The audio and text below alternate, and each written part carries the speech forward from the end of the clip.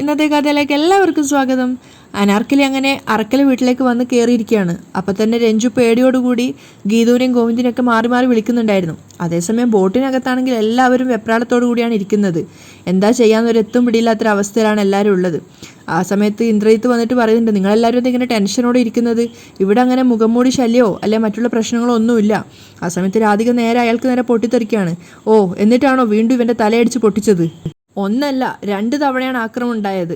ആ സമയത്ത് ഗോവിന്ദ് ചിന്തിക്കുന്നുണ്ട്, ആദ്യത്തെ ആക്രമണം ഗീതുവിൻ്റെ വകയാണ്, രണ്ടാമത്തത് ഗീതു പറയുന്നത് വെച്ച് നോക്കിയാൽ രേഖ തന്നെ ആയിരിക്കും രണ്ടാമത്തെ ആക്രമണം നടത്തിയത്. അവൻ്റെ കയ്യിലിരിപ്പിന് ഇത് തന്നെ കിട്ടണം. ആ സമയത്ത് കാഞ്ചന പറയുന്നുണ്ട്, അന്ത മുഖംമൂടി റാസ്കൽ ഇവിടെ എവിടെയോ ഉണ്ടാവും, അവൻ പെരിയ ഡേഞ്ചർ. ആ സമയത്ത് പ്രിയ വിനോദിനോട് പറയാണ്, വിനോദേ ബോട്ട് എപ്പോൾ റെഡിയാവുമെന്ന് ചോദിക്ക്, സമയം സന്ധ്യ ആവാറായി. ആ സമയത്താണ് ഗോവിന്ദും ചിന്തിക്കുന്നത്, നേരെ ഇരുട്ടുക, ഗീതു പുറത്ത് തനിച്ചാ, അവൾ എന്നെ കാണാതെ വല്ലാതെ പേടിക്കുന്നുണ്ടാവും. മെല്ലെ ഗീതുവിൻ്റെ അരികിലേക്ക് പോകാൻ വേണ്ടിയിട്ട് ഗോവിന്ദ് എഴുന്നേൽക്കുകയാണ്. ആ സമയത്ത് രാധിക ചോദിക്കുന്നുണ്ട്, കണ്ണാ നീ എങ്ങോട്ടാ? അത് ഞാൻ പുറത്തേക്ക്, അല്ല കായൽ കാറ്റൊക്കെ കൊള്ളാമെന്ന് കരുതി, ഈ AC-യുടെ തണുപ്പിനേക്കാളും നല്ലത് അതല്ലേ. ആ സമയത്ത് ഗോവിന്ദ് പെട്ടു എന്നുള്ളത് അജാസിനും അവർണിയേക്കും മനസ്സിലാവുകയാണ്. അപ്പോൾ രാധിക പറയുന്നുണ്ട്, വേണ്ട, പുറത്താ മുഖംമൂടി ഉണ്ടാവും, അതുകൊണ്ട് നീ പുറത്തേക്ക് പോവണ്ട. ഗോവിന്ദ് അത് സമ്മതിക്കുകയാണ്. അപ്പോൾ അജാസ് അവർണികയോട് പറയുന്നുണ്ട്, ഗോവിന്ദ് സാർ ശരിക്കും പെട്ടു നിൽക്കുകയാണല്ലോ, ഇതൊരു വല്ലാത്ത പെടലായി പോയല്ലോ. ആ സമയത്താണ് കയ്യിലിരിക്കുന്ന ഫോണിലേക്ക് രഞ്ജുവിൻ്റെ കോൾ വരുന്നത് അവർണിക ശ്രദ്ധിക്കുന്നത്. അവൾ അജാസിനോട് പറയുന്നുണ്ട്, ഇത് രഞ്ജുവിൻ്റെ കോളാ, ഗോവിന്ദ് സാറിൻ്റെയും ഗീതാഞ്ജലിയുടെയും ഫോണിലേക്ക് രഞ്ജു മാറി മാറി വിളിച്ചുകൊണ്ടിരിക്കുക, എടുത്തിട്ട് നമ്മൾ എന്ത് പറയാനാ. അപ്പോൾ അജാസ് പറയുന്നുണ്ട്, തൽക്കാലം ആരുടെയും കോൾ എടുക്കണ്ട, ഈ കുരുക്കൊന്ന് അഴിയട്ടെ, അതുവരെ നമ്മളും ശ്രദ്ധിക്കണം. ആ സമയത്താണ് രാധികയുടെ ഫോണിലേക്ക് ഒരു കോൾ വരുന്നത്. അവർ അവിടെ നിന്ന് മാറിയിട്ടാണ് കോൾ എടുക്കാൻ നോക്കുന്നത്. അപ്പം വരുണ് പറയുന്നുണ്ട്, അമ്മ ഇത് എങ്ങോട്ടാണ് പോകുന്നത്? അത് കേട്ടതും ശരിക്കും രാധിക ഞെട്ടുകയാണ്. പക്ഷേ ഒന്നും സംസാരിക്കാതെ പെട്ടെന്ന് ചിരിച്ചുകൊണ്ട് അവിടുന്ന് കോൾ അറ്റൻഡ് ചെയ്തിട്ട് പോവുകയാണ്. ആ സമയം തന്നെയാണ് നല്ല സമയമെന്ന് ഗോവിന്ദിന് തോന്നുന്നുണ്ട്. അതുകൊണ്ട് തന്നെ ഗോവിന്ദ് എല്ലാവരും കേൾക്കാൻ വേണ്ടി പറയാണ്, അമ്മ പുറത്തേക്ക് പോയല്ലോ, ആ മുഖംമൂടികൾ ഇവിടെ എങ്ങാനും ഉണ്ടെങ്കിൽ ശരിയാവില്ല, അതുകൊണ്ട് അമ്മയ്ക്ക് കൂടെ ഞാനും പോവാം. ഗോവിന്ദും പിന്നാലെ പോവാണ്. ആ സമയത്ത് രാധിക ചോദിക്കുന്നുണ്ട്, അനാർക്കലി ഇപ്പോഴും വീട്ടിലുണ്ടോ? അപ്പോൾ അയ്യപ്പേട്ടനാണ് വിളിച്ചിട്ടുണ്ടായിരുന്നത്. അയ്യപ്പേട്ടൻ പറയുന്നുണ്ട്, ആ ഉണ്ട്, ഇവിടെ തന്നെ ഉണ്ട്. രാധിക അമ്മയെ കണ്ടിട്ടേ പോവുന്നാ പറയുന്നത്, ഞാൻ എന്താ അവരോട് പറയേണ്ടത്?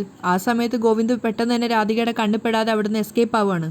ആ സമയത്ത് അയ്യപ്പേട്ടൻ്റെ പിന്നിലായിട്ട് അനാർക്കലി വരുന്നുണ്ടായിരുന്നു. അവരൊരു കൗശല ചിരിയോടെ അയ്യപ്പേട്ടൻ്റെ കയ്യിൽ നിന്നും ഫോൺ തട്ടി വാങ്ങിക്കുകയാണ്. എന്നിട്ട് സ്വന്തമായിട്ട് പറയുന്നുണ്ട്, ആവശ്യപ്പെട്ടത് കിട്ടാതെ ഞാൻ ഇവിടെ നിന്നും പോവില്ല.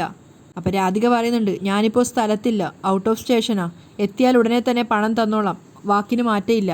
എങ്കിൽ രാധികേ നീ വന്നിട്ടേ ഞാൻ പോവും, അനാർക്കലി വാശിയോടെ പറയാണ്. അപ്പം രാധിക പറയുന്നുണ്ട്, അനാർക്കലി നീ വെറുതെ പ്രശ്നം ഉണ്ടാക്കുക, പ്രശ്നങ്ങൾ ഉണ്ടാക്കുന്നത് നീയല്ലേ, അതുകൊണ്ടാണ് ഞാൻ വീണ്ടും പറയുന്നത്, ഞാൻ ആവശ്യപ്പെട്ട തുക 10 കോടി രൂപ എനിക്ക് കിട്ടിയേ പറ്റൂ. രാധികേ നീ വെറുതെ പ്രശ്നം ഉണ്ടാക്കരുതേ. നീ ഒന്നുകൂടി കേട്ടോ രാധികേ, ഗോവിന്ദ് ഒന്നും അറിയരുതെന്നാണ് നിന്റെ ആഗ്രഹമെങ്കിൽ ഞാൻ ഇവിടെ തന്നെ കാണും. നീ വരുന്നത് വരെ 10 കോടി രൂപയും കൊണ്ടേ ഞാൻ ഇവിടുന്ന് പോവുള്ളൂ. അനാർക്കലി കൗശല ചിരിച്ചിരിക്കുകയാണ്. രാധിക ശരിക്കും ഞെട്ടിയിട്ടുണ്ടായിരുന്നു. അപ്പോൾ ആ സമയത്ത് അങ്ങോട്ടേക്ക് വന്നിട്ടുണ്ടായിരുന്ന രഞ്ജുവും ധ്യാനും കൂടെ നമ്മുടെ അയ്യപ്പേട്ടനോട് ചോദിക്കുന്നുണ്ട്, ആരാ അത്? അപ്പോൾ അയ്യപ്പേട്ടൻ പറയാണ്, അറിയാം, പക്ഷേ പറയാനാവില്ല. ആ സമയത്ത് അനാർക്കലി തിരിച്ചു വന്നിട്ട് അയ്യപ്പേട്ടൻ്റെ ഫോൺ അയ്യപ്പേട്ടന് തിരിച്ചു കൊടുക്കുകയാണ്. അയ്യപ്പേട്ടൻ ബാക്കി സംസാരിക്കാൻ വേണ്ടി ഫോണും കൊണ്ട് പോകുന്നുണ്ടായിരുന്നു. ആ സമയത്ത് അനാർക്കലി അവിടുന്ന് പോവാണ്. ആ സമയത്ത് അയ്യപ്പേട്ടനോട് രാധിക പറയുന്നുണ്ട്, ഞാൻ വേഗം വരാം, പിന്നെ അയ്യപ്പേട്ടൻ ഒന്ന് ശ്രദ്ധിച്ചോണം, അനാർക്കലിയുടെ വരവിനെക്കുറിച്ച് കണ്ണൻ ഒന്നും അറിയരുത്. എൻ്റെ കണ്ണനെ ഒരു ജയിൽ പുള്ളിയായിട്ട് കാണാൻ എനിക്ക് വയ്യ. അപ്പം അയ്യപ്പേട്ടൻ പറയുന്നുണ്ട്, ഇല്ല രാധികാമ്മേ, കുഞ്ഞൊന്നും അറിയില്ല. രഞ്ജു മോള് ഗോവിന്ദൻ കുഞ്ഞിനെയും ഗീതു കുഞ്ഞിനെയും ഒരുപാട് തവണ ഫോണിൽ വിളിക്കുന്നത് കണ്ടു. ഭാഗ്യത്തിന് അവർ കോൾ എടുത്തിട്ടില്ല. അയ്യപ്പൻ അവളെ എന്തെങ്കിലും പറഞ്ഞ് കൺവിൻസ് ചെയ്യണം, ഇനി അവർ വിളിക്കാനുള്ള അവസരം ഉണ്ടാക്കരുത്. ശരി, അത് ഞാൻ നോക്കിക്കോളാം. അയ്യപ്പേട്ടൻ കോൾ കട്ട് ചെയ്യാണ്. അതിനുശേഷം രാധികക്ക് നല്ല ദേഷ്യം വരുന്നുണ്ടായിരുന്നു അനാർക്കലിയെക്കുറിച്ച് ഓർക്കും തോറും. ഗീതു പേടിയോടുകൂടി റിസോർട്ടിൻ്റെ പുറത്തുനിന്ന് ഇങ്ങനെ നടന്നു വരികയാണ്. ആ സമയത്ത് അവൾ ചിന്തിക്കുന്നുണ്ട്, കണ്ണേട്ടൻ എങ്ങനെ അവരുടെ കയ്യിൽ നിന്ന് രക്ഷപ്പെട്ടു വരും? വന്നില്ലെങ്കിൽ എന്തു ചെയ്യും? അവൾക്ക് ആകെ ടെൻഷൻ ആവുകയാണ്. നേരം സന്ധ്യ ആയല്ലോ, ഇവിടെ നിൽക്കുന്നത് അപകട, റിസോർട്ടിലേക്ക് തന്നെ പോയാലോ? വേണ്ട, അവരെന്നെ കണ്ട കണ്ണേട്ടനും എനിക്കും ഒരുപോലെ നാണക്കേടാവും. അപ്പോഴേക്കും ഗോവിന്ദ് ഓടിപ്പിടച്ച് അവിടെ എത്തിയിട്ടുണ്ടായിരുന്നു. ഗീതു അവൻ വിളിക്കുകയാണ്. അത് കേട്ടതും ഗീതു നഷ്ടപ്പെട്ട പ്രണയം തിരിച്ചു കിട്ടിയൊരു സന്തോഷത്തോടെയാണ് തിരിഞ്ഞു നോക്കുന്നത്.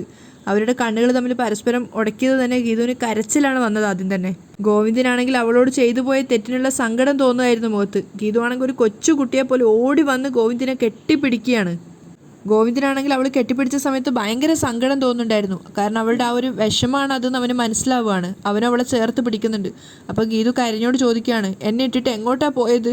എത്ര നേരമായി ഞാൻ കാത്തിരിക്കുന്നു, എത്രമാത്രം പേടിച്ചു എന്നറിയോ? അപ്പോൾ ഗോവിന്ദ് ചോദിക്കുന്നുണ്ട്, ഞാൻ തിരിച്ചു വരില്ല എന്ന് കരുതിയോ?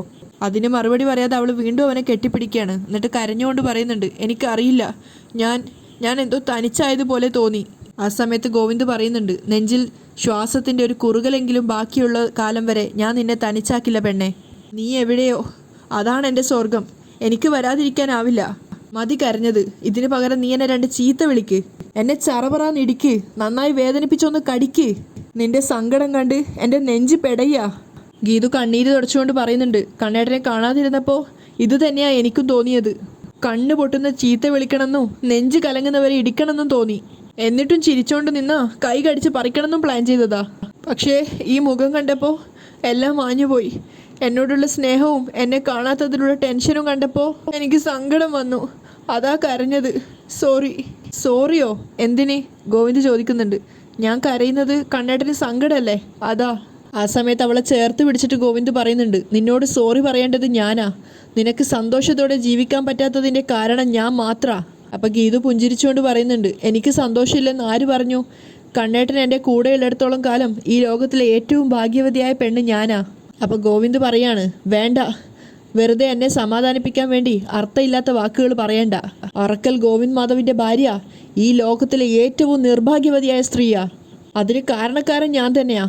അമ്മയ്ക്കും അനിയത്തിക്കും മുന്നിൽ തോറ്റു കൊടുക്കുന്നത് ജയമാണെന്ന് കരുതുന്ന ഒരുത്തൻ, അവർക്ക് മുന്നിൽ ഒരു സ്ട്രോങ് ആയിട്ടുള്ള തീരുമാനം എടുക്കാൻ പോലും കഴിയാത്ത ഞാൻ.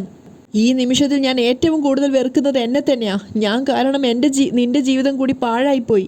അപ്പം ഗീതു സമാധാനിപ്പിക്കുന്നുണ്ട്, എന്തിനാ കണ്ടിട്ട് ഇങ്ങനെയൊക്കെ പറയുന്നേ? എൻ്റെ ജീവിതം ഒരിക്കലും പാഴായിട്ടില്ല. ഈ ലോകത്ത് ഞാൻ കണ്ട ഏറ്റവും നല്ല മനുഷ്യൻ്റെ ഭാര്യ എന്ന സ്ഥാനം എനിക്ക് അഹങ്കാരാ. പ്രിയപ്പെട്ടവർ വേദനിക്കാതിരിക്കാനാ കണ്ണേട്ടൻ ഇങ്ങനെ വഴങ്ങി കൊടുക്കുന്നതെന്ന് എനിക്കറിയാം. ആ പ്രിയപ്പെട്ടവരുടെ കൂട്ടത്തിൽ ആദ്യത്തെ പേര് എൻ്റേതാണെന്നും അറിയാം. അതിലും വലുതായിട്ട് എനിക്കൊന്നും വേറൊന്നും വേണ്ട കണ്ണേട്ടാ. അപ്പം ഗോവിന്ദ് പറയുന്നുണ്ട്, വേണം ഗീതു, യു ഡിസേർവ് ബെറ്റർ. നീ അർഹിക്കുന്നത് ഇങ്ങനെ ഒളിച്ചും പാത്തുള്ളൊരു ദാമ്പത്യമല്ല. അറക്കൽ ഗോവിന്ദ് മാധവിൻ്റെ ഭാര്യയാണ് നീ, രഹസ്യ കാമുകിയല്ല. ഗോവിന്ദ് ഗീതുവിൻ്റെ കൈകൾ ചേർത്ത് പിടിക്കുകയാണ്. എന്നിട്ട് അവൻ പറയുന്നുണ്ട്, റിസോർട്ടിൻ്റെ റിസപ്ഷനിൽ നീ പറഞ്ഞ എൻ്റെ പ്രിയപ്പെട്ടവർ മുഴുവനും ഉണ്ട്. ആ പട്ടികയിൽ ആദ്യത്തേത് നീയാണെന്ന് ഞാൻ മാത്രം അറിഞ്ഞാൽ പോരാ, നിന്റെ താഴെ പേരുള്ളവരും അറിയണം. നീ ഒരു കരാർ ഭാര്യയല്ലെന്നും മനസ്സുകൊണ്ട് നമ്മൾ എന്നോ ഒന്നായവരാണെന്നും ബാക്കി എല്ലാവരും അറിയണം. എനിക്ക് അവിടെ ചെന്ന് ഉറക്കെ വിളിച്ചു പറയണം. ഗീതുവിന് കേട്ട വാക്കുകൾ വിശ്വസിക്കാനായിട്ടുണ്ടായിരുന്നില്ല. ഗോവിന്ദ് പറയുന്നുണ്ട്, നമുക്ക് ഈ ഒളിച്ചുകളി അവസാനിപ്പിക്കാം ഗീതു, വാ. അവളുടെ കൈയും പിടിച്ചിട്ട് അവൻ അകത്തേക്ക് പോവാണ്. ഗീതുവിന് തന്നെ വിശ്വസിക്കാൻ പറ്റുന്നുണ്ടായിരുന്നില്ല. അതേസമയം പുറത്തേക്ക് പോയ ഗോവിന്ദിനെ കാണാത്ത ടെൻഷനിലാണ് ബോട്ടിലുള്ള ബാക്കിയുള്ളവരെല്ലാം. ആ സമയത്ത് പ്രിയ പറയുന്നുണ്ട്, അമ്മ പുറത്ത് ഒറ്റക്കാണെന്ന് പറഞ്ഞിട്ടാണ് ഗോവിന്ദേട്ടൻ ഇറങ്ങിയത്. എന്നിട്ട് ഏട്ടൻ എവിടെയാ പോയത്? അപ്പോൾ വരുണും പറയുന്നുണ്ട്, ഇത്രയും സ്റ്റാമിന ഉള്ള എന്നെ 2 തവണ തലക്കടിച്ച് ബോധം കെടുത്തിയവനാ അവൻ. ആ മുഖംമൂടിയുടെ കയ്യിലെങ്ങാനും കിട്ടിയാ ഏട്ടൻ്റെ ബാക്കി പോലും കിട്ടില്ല. ആ സമയത്ത് രാധിക പറയുന്നുണ്ട്, ഡാ, നിന്നെ പോലെയല്ല അവൻ. ആദ്യത്തെ അടിക്ക് തല കറങ്ങി വീഴുന്നവനല്ല കണ്ണൻ. നിന്നെ ആക്രമിച്ചവനെ പിടികൂടാൻ അവൻ ഇറങ്ങി പുറപ്പെട്ടതാണോന്നാ എൻ്റെ സംശയം. അത് കേട്ട് വിനോദും പറയുന്നുണ്ട്, അതിനും സാധ്യതയുണ്ട്. അങ്ങനെയാണെങ്കിൽ ഗോവിന്ദേട്ടൻ അവനെ തൂക്കിയെടുത്തോണ്ട് വരും. അപ്പം രേഖ പറയുന്നുണ്ട്, നമ്മളിങ്ങനെ സംസാരിച്ച സമയം കളയത് നമുക്ക് എല്ലാവർക്കും കൂടെ ഗോവിന്ദേട്ടനെ അന്വേഷിച്ച് പോയാലോ? അവ കാഞ്ചനക്ക് സംശയമുണ്ട്, ആ മുഖംമൂടികൾ കൂട്ടായിട്ട് വന്ന എന്ത് ചെയ്യും? മുഖംമൂടികൾ കൂട്ടമായിട്ടല്ലേ വരൂ, നമ്മ കൂടെയുള്ള സിംഗം സിംഗിളാ പോയിർക്ക്. അപ്പോൾ വരുണ് ചോദിക്കുന്നുണ്ട്, അതേത് സിംഗം? ഗോവിന്ദ് മാമ സിംഗം താനേ, അതിനാലേ സിംഗിളാ പോയിർക്ക്. അപ്പോഴേക്കും അവിടുത്തെ ജോലിക്കാർ കിഷോറിനെ വലിച്ചുകൊണ്ട് അങ്ങോട്ടേക്ക് വരുന്നുണ്ടായിരുന്നു. കിഷോറിനെ കൊണ്ടുവന്ന് അവർക്ക് മുന്നിലിടുകയാണ്. അപ്പം എല്ലാവരും വാപൊളിച്ച് നിൽക്കുന്ന സമയത്ത് ഇന്ദ്രജിത്ത് പറയുന്നുണ്ട്, ഇവനാണ് മുഖംമൂടിക്കാരൻ, തലക്കടിച്ച് വീഴ്ത്തുന്ന മുഖംമൂടിക്കാരെന്ന്. അത് കേട്ടതും എല്ലാവരും ഒരുപോലെ ഞെട്ടിത്തരിച്ച് നിൽക്കുകയാണ്. അപ്പോൾ ഇന്ദ്രജിത്ത് പറയാണ്, മാഡത്തിൻ്റെ ഓപ്പോസിറ്റ് കാണുന്ന റൂമില്ലേ, ആ റൂമിൽ കയറാൻ ശ്രമിച്ചത് ഇവനാണ്. ആ സമയത്ത് വരുണ് ദേഷ്യത്തോടെ പറയാണ്, അത് എൻ്റെ റൂമാണെന്ന് കരുതിയിട്ടാവും ഇവൻ അവിടെ കയറാൻ ശ്രമിച്ചത്. ആ സമയത്ത് രാധിക ദേഷ്യത്തോടെ കിഷോറിനെ പിടിക്കുകയാണ്. എടാ, പാല് തന്ന കൈക്ക് തന്നെ നീ കൊത്തി അല്ലേടാ? പറയടാ, എന്തായിരുന്നു നിൻ്റെ ലക്ഷ്യം?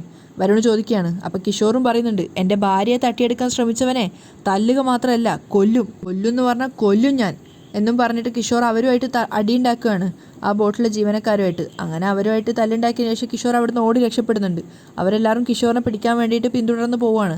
ആ സമയത്ത് രേഖ സംശയത്തോട് ചോദിക്കുന്നുണ്ട്, എന്നാലും കിഷോർ എന്തിനാവും 2 തവണ വരുണേട്ടനെ ആക്രമിച്ചത്? ഇതിന് കാഞ്ചനയാണ് മറുപടി പറയുന്നത്, അന്ത കിഷോർ അവർണികയുടെ കണവൻ താനേ. ഒരു വേള വരുൺ മാമനും അവർണികയും തമ്മിൽ അത് കേട്ടതും വരുൺ ഞെട്ടി തിരിഞ്ഞു നോക്കുകയാണ്. ഏയ് എനിക്കങ്ങനെയൊന്നും ഇല്ല.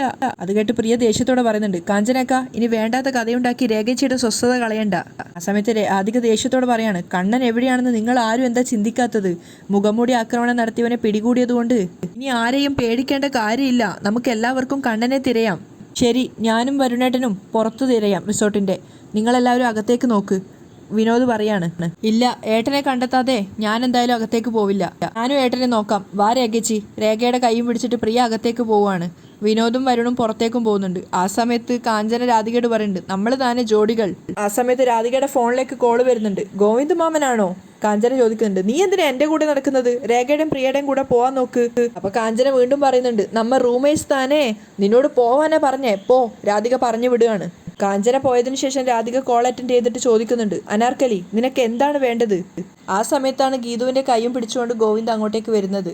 ഗോവിന്ദ് വന്ന സമയത്ത് ഹാളിൽ ആരും ഉണ്ടായിരുന്നില്ല. ഗോവിന്ദ് തന്നെ അമ്പരന്ന് പോയി അവിടെ ആരെയും കാണാനായിട്ട്. അവൻ തന്നെ ഗീതുവിനോട് പറയുന്നുണ്ട്, ഇവിടെ ആരെയും കാണുന്നില്ലല്ലോ, അവരെല്ലാം എവിടെ പോയി? അപ്പം ഗീതു പറയുന്നുണ്ട്, എല്ലാവരും റൂമിൽ പോയി കാണും കണ്ണേട്ടാ. അപ്പോൾ ഗോവിന്ദ് പറയാണ്, ഞാൻ എൻ്റെ മനസ്സിലെ കാര്യം പറയുമ്പോൾ നമ്മുടെ താലികെട്ടിന് സാക്ഷിയായവരെല്ലാം ഇവിടെ ഉണ്ടാവണമെന്നാണ് ഞാൻ ആഗ്രഹിച്ചത്. സാരയില്ല, നീ വെറും കോൺട്രാക്റ്റ് ഭാര്യയല്ല എന്നും എൻ്റെ ജീവൻ്റെ പാതിയാണെന്നും ആദ്യം രാധികാമ്മ തന്നെ അറിയട്ടെ. ആ സമയത്ത് ഗീതു പറയുന്നുണ്ട്, എനിക്ക് സംസാരിക്കാനുള്ളത് പ്രിയയോടാ. ഈ നിൽക്കുന്നത് എൻ്റെ ജീവൻ്റെ പാതിയാണെന്നും എൻ്റെ ഹൃദയത്തിൻ്റെ ഉടമയാണെന്നും എനിക്ക് പറയണം. അപ്പോൾ ഗോവിന്ദും പറയുന്നുണ്ട്, നമ്മൾ ഒരുമിച്ച് അവളോട് നന്ദി പറയണം. ഈ ജീവിതത്തിൽ നമ്മൾ കടപ്പെട്ടിരിക്കുന്നത് നമ്മളെ ഒരുമിപ്പിച്ച അവളോടാ. പറയണം, പ്രിയ മൂളിയത് കൊണ്ടാണല്ലോ ഈ ഗീതാ ഗോവിന്ദ ഉണ്ടായത്. ഇല്ലെങ്കിൽ അപരിചിതരായി വഴിപിരിഞ്ഞു പോവേണ്ടവരായിരുന്നു നമ്മൾ. വാ. ഗോവിന്ദ് അവളെ ചേർത്ത് പിടിച്ചിട്ട് അവിടുന്ന് കൂട്ടിക്കൊണ്ട് പോവാണ്. രണ്ടുപേരും കൂടെ നടന്നിട്ട് രാധികാമ്മയുടെ മുറിയുടെ നേരെയാണ് പോകുന്നത്. ആ സമയത്ത് രാധികാമ്മ ആരോ ആയിട്ട് കോളിൽ സംസാരിച്ച് നിൽക്കുകയാണ്. അവിടെ എത്തിയതും ഗോവിന്ദ് പറയുന്നുണ്ട്, രാധികാമ്മ ഇവിടെയുണ്ട്. അപ്പം ഗീതു പറയാണ്, അതെ ഫോണിലല്ലേ, നമുക്ക് വെയിറ്റ് ചെയ്യാം. അതുകൊണ്ട് തന്നെ അവർ രണ്ടുപേരും അവിടെ കാത്തു നിൽക്കുകയാണ്. ആ സമയത്താണ് രാധികാമ്മ പറയുന്നത്, എനിക്ക് സംസാരിക്കാൻ ഒരു അവസരം താ അനാർക്കലി. അത് കേട്ടതും ഗോവിന്ദ് ശരിക്കും ഞെട്ടിത്തരിച്ച് നിൽക്കുകയാണ്. അവൻ്റെ മനസ്സിൽ വരുന്നത് വിജയലക്ഷ്മി അമ്മയുമായിട്ട് സംസാരിച്ച ഭാഗങ്ങളാണ്. അനാർക്കലിയും രാധികാമ്മയും തമ്മിൽ ബന്ധമുണ്ടെന്ന് നിങ്ങൾ പറഞ്ഞാൽ അത് സമ്മതിച്ചു തരാൻ എനിക്ക് കുറച്ച് ബുദ്ധിമുട്ടുണ്ട്. അന്ന് അവൻ വിജയലക്ഷ്മി അമ്മയോട് പറഞ്ഞിട്ടുണ്ടായിരുന്നു, അച്ഛനെ തകർത്ത ആ സ്ത്രീയുമായിട്ട് രാധികാമ്മയ്ക്ക് യാതൊരു ബന്ധവും ഇല്ല, ഇനി ഉണ്ടാവോ ഇല്ല, അതെനിക്ക് ഉറപ്പാ. അപ്പം വിജയലക്ഷ്മി അമ്മ ചോദിക്കുന്നുണ്ട്, അവർ തമ്മിൽ ഒരു ബന്ധവും ഇല്ലെങ്കിൽ അനാർക്കലി എന്തിനാ ജയിലിൽ നിന്ന് രാധികയെ വിളിച്ചത്? രാധിക എന്തിനാണ് ജയിലിൽ പോയി അവളെ കണ്ടത്? എന്താ അവർ തമ്മിലുള്ള ഇടപാട്? അന്ന് പറഞ്ഞ ആ വാക്കുകൾ ഗോവിന്ദിൻ്റെ മനസ്സിൽ കൂടെ കടന്നു വരികയാണ്. അതുകൊണ്ട് തന്നെ ഗോവിന്ദിൻ്റെ കണ്ണ് നിറഞ്ഞിട്ടുണ്ടായിരുന്നു. അപ്പോൾ രാധികാമ്മ പറയുന്നുണ്ട്, അരുത്, കണ്ണൻ ഒന്നും അറിയരുത്. ഗീതു തിരിഞ്ഞു നോക്കിയ സമയത്ത് ഗോവിന്ദ് മിണ്ടരുതെന്ന് ആംഗ്യം കാണിക്കുകയാണ്. മാത്രമല്ല രാധിക ഫോണുമായിട്ട് സംഭാഷണം നടത്തി ഇങ്ങോട്ടേക്ക് വരുമ്പോഴേക്കും രാധിക അറിയാതിരിക്കാൻ വേണ്ടിയിട്ട് അവർ മാറി മാറി ഒളിച്ചു നിൽക്കുകയാണ്. ഗോവിന്ദിൻ്റെ കണ്ണ് നിറഞ്ഞിട്ടുണ്ടായിരുന്നു. ആ സമയത്ത് രാധിക പറയുന്നുണ്ട്, പഴയ കാര്യങ്ങളൊന്നും പറയാനുള്ള നേരമല്ലിത്. ജയിലിലായ നിന്നെ ഞാൻ തിരിഞ്ഞു നോക്കിയില്ല എന്നുള്ള കാര്യം സത്യമാണ്. പക്ഷേ എൻ്റെ സാഹചര്യം അതായിരുന്നു. നാളെ രാവിലെ വരെ നിനക്ക് എല്ലാ സൗകര്യങ്ങളും അവിടെ കിട്ടും. ഞാൻ അവിടെ വന്നിട്ട് ബാക്കി സംസാരിക്കാം. നിന്റെ പരാതികൾ ഞാൻ പരിഹരിക്കും. വിശ്വസിക്കാം രാധികയെ. അത് കേട്ടതും ഗോവിന്ദ് ശരിക്കും ഞെട്ടി നിൽക്കുകയാണ്. ആ സമയത്ത് ഗീതുവിനും ചെറുതായിട്ട് സംശയമൊക്കെ തോന്നുന്നുണ്ടായിരുന്നു. അപ്പം രാധിക പറയുന്നുണ്ട്, അനാർക്കലി പ്ലീസ്. അപ്പോഴേക്കും അവിടെയുള്ള ആ ഒരു പെൺകുട്ടി വന്നിട്ട് അവർ നിന്നിട്ടുണ്ടായിരുന്ന ഒളിച്ചു നിന്നിട്ടുണ്ടായിരുന്ന റൂമിൻ്റെ വാതിലടക്കുകയാണ്. അപ്പോൾ ഗീതു പറയുന്നുണ്ട്, കണ്ണേട്ടാ മിണ്ടല്ലേ. ഗീതുവിൻ്റെ വായ പൊത്തിപ്പിടിക്കുകയാണ് ഗോവിന്ദ്. ആ സമയത്ത് രാധിക കോള് കട്ട് ചെയ്യാണ്. ശരി, നാളെ വന്നിട്ട് കാണാം. പക്ഷേ രാധികയുടെ ആ കോള് കട്ടായതും എല്ലാം തകർന്നൊരവസ്ഥയിലാണ് ഗോവിന്ദ് ഉണ്ടായിരുന്നത്. അവൻ സ്വയം അറിയാതെ ചുവരിൽ തലവെച്ച് കിടന്നു പോവുകയാണ്. അവിടെയാണ് ഇന്നത്തെ എപ്പിസോഡ് വൈൻഡപ്പ് ചെയ്യുന്നത്.